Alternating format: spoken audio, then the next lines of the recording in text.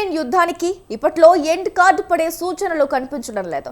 Trump ప్రతిపాదించిన కాల్పుల విరమణకు Zelensky ఆమోదం తెలిపారు. అయితే రష్యా అధినేత పుతిన్ వ్యవహార తీరు అందుకు భిన్నంగా ఉంది. కాల్పుల విరమణకు తూట్లు పొడిచేలా పుతిన్ వ్యవహరిస్తున్నారు.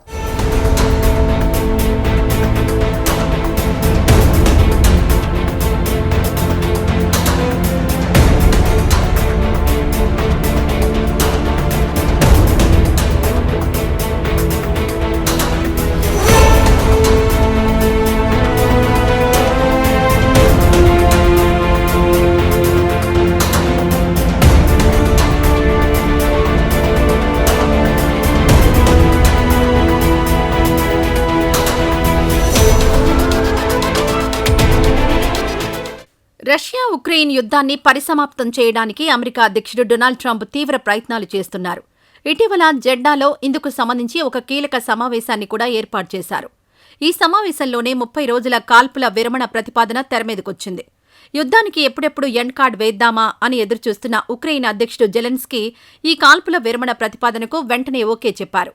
అయితే రష్యా అధినేత ఈ విషయమై ఎటువంటి ఆసక్తి చూపలేదు. అయితే ట్రంప్ను సంతృప్తిపరచడానికి అన్నట్లు కాల్పుల విరమణ ఒప్పందానికి సూత్రప్రాయంగా అంగీకరిస్తున్నట్లు వెల్లడించారు. అంతేకాదు ఒప్పందానికి సంబంధించి విధి విధానాలపై పెద్ద ఎత్తున కసరత్తు జరగాల్సి ఉందన్నారు. కాల్పుల విరమణ అంటే ఉక్రెయిన్లోని మౌలిక ఇంధన సదుపాయాలపై నెల రోజుల పాటు దాడులు నిలిపివేయడం.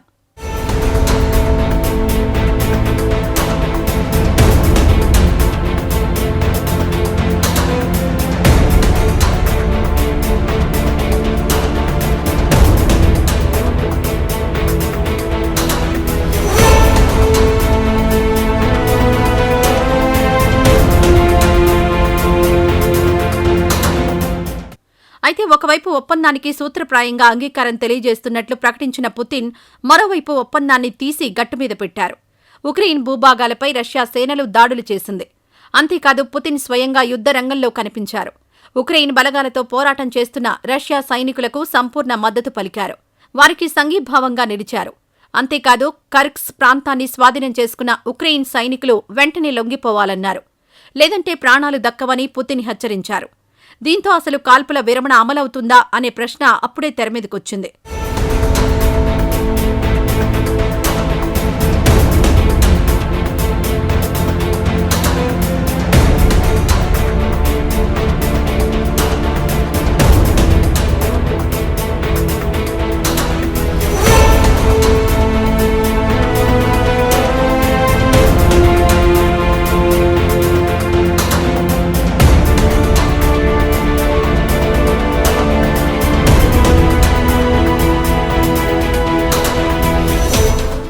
కాగా ఉక్రెయిన్ సేనలపై కనికరం చూపాలని సాక్షాత్తు అమెరికా అధ్యక్షుడు ట్రంప్ కోరిన నేపథ్యంలో పుతిన్ హెచ్చరికలు జారీ చేశారు.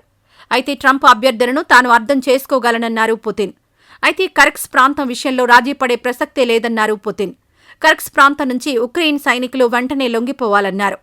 లేకుంటే వారి ప్రాణాలకు తాను గ్యారంటీ ఇవ్వలేనన్నారు. అంతేకాదు అంతర్జాతీయ చట్టాల ప్రకారం ఉక్రెయిన్ సేనలపై చర్యలు తీసుకుంటామన్నారు. ఇదిలా ఉంటే కర్స్క్ ప్రాంతం ఎంతో కీలకమైనది. ఇది పశ్చిమ రష్యాలో ఉంటుంది. కర్స్క్ ప్రాంతంలోని కొంత భాగాన్ని ఇటీవల ఉక్రెయిన్ సేనలు స్వాధీనం చేసుకున్నాయి. అక్కడి పౌరులపై ఉక్రెయిన్ బలగాలు నేరాలకు పాల్పడుతున్నాయని పుతిన్ ఆరోపించారు.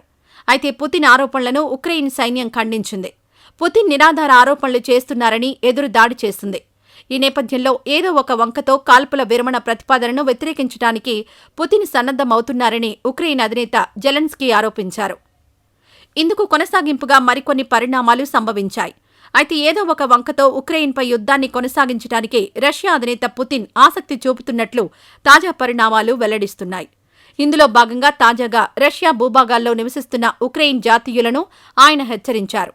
ఉక్రెయిన్ జాతీయులంతా తమ ఇమిగ్రేషన్ స్టేటస్ను చట్టబద్దం చేసుకోవాలని ఆదేశాలు జారీ చేసినట్లు అంతర్జాతీయ మీడియా సమాచారం. లేనట్లయితే రష్యాను వదిలిపెట్టి వెళ్లాల్సి ఉంటుందని ఉక్రెయిన్ జాతీయులకు పుతిన్ స్ట్రాంగ్ వార్నింగ్ ఇచ్చినట్లు తెలిసింది.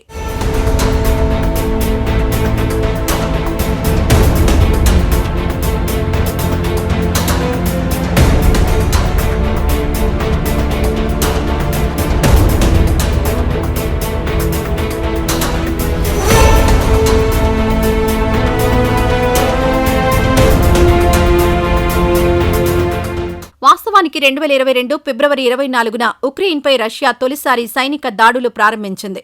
ఈ సైనిక దాడుల నేపథ్యంలో ఉక్రెయిన్కు చెందిన దోనెత్స్క్, లుహాన్స్క్, ఖెర్సన్, జపోరీజియా ప్రాంతాలను రష్యా స్వాధీనం చేసుకుంది. అప్పటినుంచి వారు అక్కడే ఉంటున్నారు. అనధికారికంగా రష్యా భూభాగంలో ఉన్నట్లే లెక్క. దీంతో తాజాగా సదరు ఉక్రెయిన్ జాతీయులు వెంటనే రష్యా పౌరసత్వం తీసుకోవాలని వ్లాదిమిర్ పుతిన్ ఆదేశించారు. రష్యా పౌరసత్వం తీసుకోవడానికి ఎవరికైనా అభ్యంతరాలుంటే సెప్టెంబర్ 10 కల్లా దేశాన్ని విడిచిపెట్టి వెళ్లాలని పుతిన్ హుకుం జారీ చేశారు. అంతేకాదు ఈ ఆదేశాలు క్రిమియా ప్రాంతంలో నివసిస్తున్న ఉక్రెయిన్ జాతీయులకు కూడా వర్తిస్తుందని పుతిన్ స్పష్టత ఇచ్చారు. క్రిమియా ప్రాంతాన్ని 2014లో రష్యా స్వాధీనం చేసుకుంది. కాగా క్రిమియా ప్రాంతంలో నివసించే ఉక్రెయిన్ జాతీయులకు పాస్పోర్ట్లు జారీ చేసే ప్రక్రియను కిందటేడాది రష్యా ప్రారంభించింది.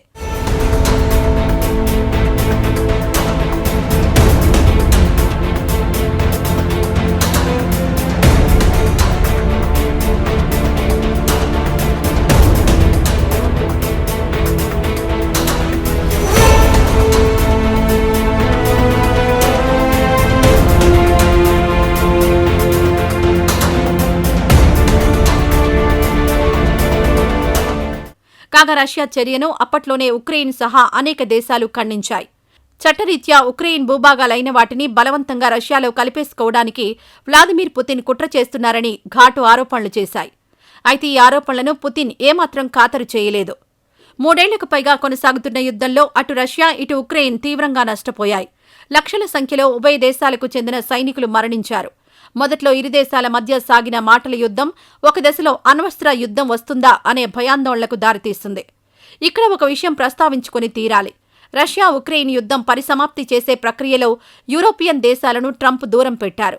ట్రంప్ తీసుకున్న ఈ నిర్ణయం యూరప్ దేశాల ఆత్మాభిమానాన్ని దెబ్బతీసిందనే చెప్పాలి.